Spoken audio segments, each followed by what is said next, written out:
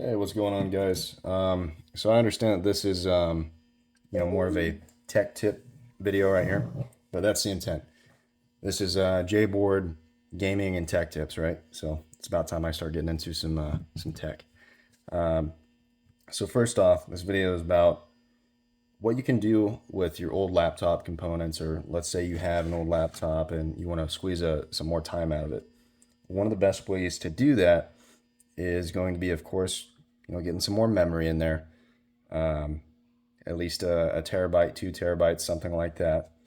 And then the other typically overlooked thing is RAM. So RAM is the memory and amount of uh, storage that essentially is on a system at a given time. So that RAM is your memory that's actually getting used by the computer. Storage is just storage, right? It's when you download stuff, you play an app, it's on the hard drive. But the RAM, there's a few things to look at when it comes to RAM. And I'm going to try to bring this up perfectly. So you see that this is 1600 megahertz, but it says with XMP on that second line down. So XMP is a pre-designated program that will allow your BIOS to essentially overclock to whatever that frequency says on the XMP. But that's still going to be an issue if you're hardware bound.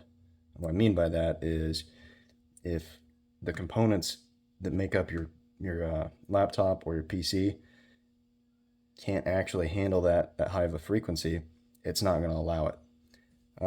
I've been getting a lot of questions with the XMP video I did a few years back, and quite simply, guys, manufacturers don't like you having the ability to squeeze a lot more out of something you bought, say, a few years ago. They want you to buy the next best thing. So they're intentionally going to kind of limit how into the future that the current tech is going to go, and there's no real way around it.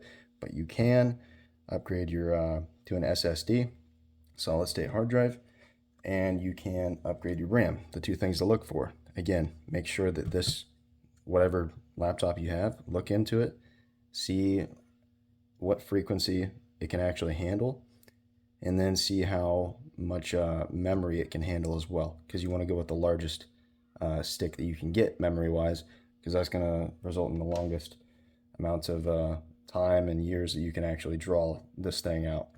I used this thing all the way back in college when I got my associate's degree, and it was I think it was like 5 years I was able to squeeze out of this thing, and it was way behind its time by the time I actually stopped using it.